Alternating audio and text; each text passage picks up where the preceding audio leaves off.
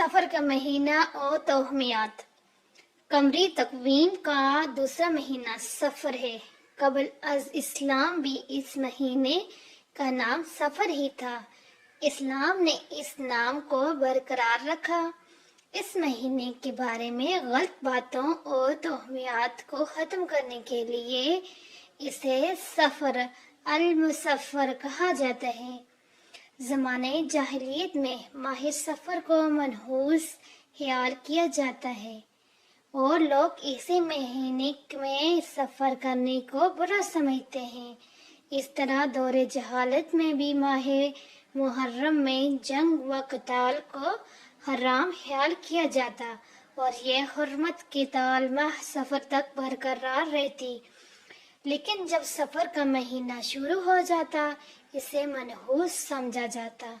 माह सफ़र में जब जंग व जदाल दोबारा शुरू हो जाते, अहले अरब जंग के लिए चले जाते थे और घरों को खाली छोड़ जाते।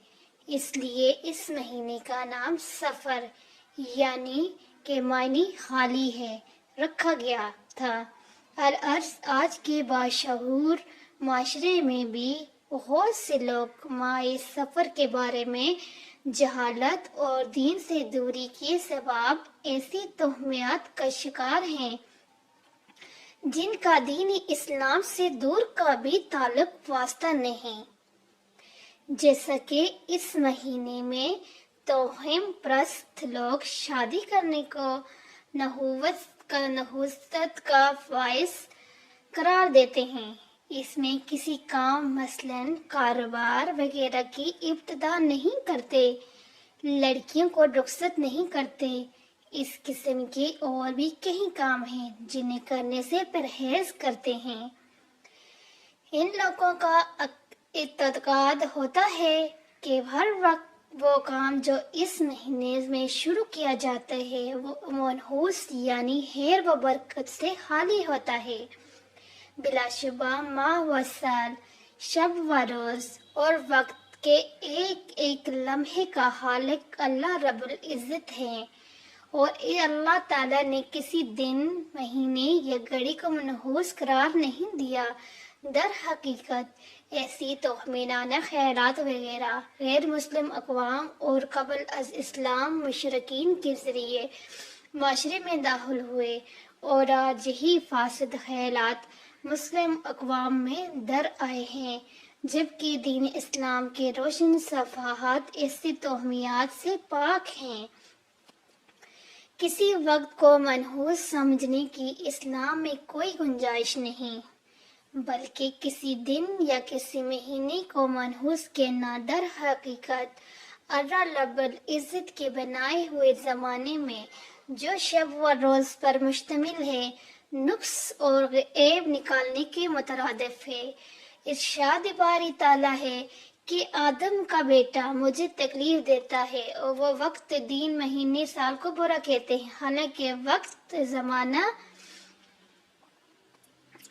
मैं हूँ, बादशाहत मेरे हाथ में है, मैं ही दिन और रात को बदलता हूँ। इससे मालूम ये हुआ कि दिन रात अल्लाह ताला की पैदा करदा हैं। किसी को ऐबदार ठहराना खालिक व मालिक की कारीगरी में ऐब निकालना है। एक हदीस में रसूलुल्लाह सल्लल्लाहु अलैहि वसल्लम ने तवक्कुल के बारे में फरमाया, जान लो अगर लोग इस बात पर जमा हो जाएं कि वो तुम्हें कुछ फायदा पहुंचाएं तो वो कुछ फायदा नहीं पहुंचा सकते मगर वही जो अल्लाह ने तुम्हारी तकदीर में लिख दिया है। और अगर लोग इस बात पर जमा हो जाएं कि वो तुम्हें कुछ नुकसान पहुंचाएं तो वो तुम्हें कुछ नुकसान नहीं पहुंचा सकते मगर वही जो अल्लाह ने तुम पर लिख दिया है। सैयदना अब्दुल्ला बिन मसूद रज़ियल्लाहु ताला अन्हु से मरवी है कि रसूल सल्लल्लाहु अलैहि वसल्लम ने फरमाया, बदशुगनी लेना शिर्क है, बदशुगनी लेना शिर्क है, बदशुगनी लेना शिर्क है, यानी कि ये 3 मरतबा उन्होंने इरशाद फरमाया।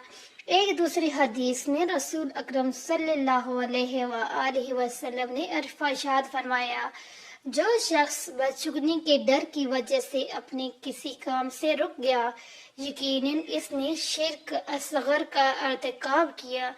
اس سے معلوم ہوا کہ بدشگونی یعنی کسی چیز کو منحوس خیال کرنا شریعت میں سختی سے ممنوع ہے۔ لہٰذا ماہ سفر کو منحوس خیال کرتے ہوئے اس مہینے میں شادیاں کرنے سے روکنا احادیث کے مطابق شرکیہ عمل ہے، جس سے ہر صورت میں اجتناب ضروری ہے۔ بعض خواتین و حضرات سفر المسافر کے آخری بدھ کو عید کی طرح خوشیاں مناتے ہیں، جس کی وجہ سے یہ بیان کی جاتی ہے کہ جناب نبی اکرم صلی اللہ علیہ وآلہ وسلم آخری بدھ میں صحت یاب ہوئے تھے۔ وہ سیر و تفریح کے لیے باہر تشریف لے کے گئے تھے، حالانکہ اس دعوے کی اصل نہ حدیث میں ہے اور نہ ہی تاریخ کی کتابوں میں موجود ہے۔ ہر صغیر میں ماہ سفر کو تیرہ تیزی کا مہینہ بھی کہا جاتا ہے۔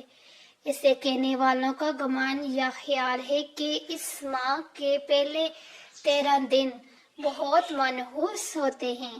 ان دنوں میں جادوگر، جنات اور بدروحیں کھلے عام آفات مچاتی ہیں اور کام بگاڑتی ہیں۔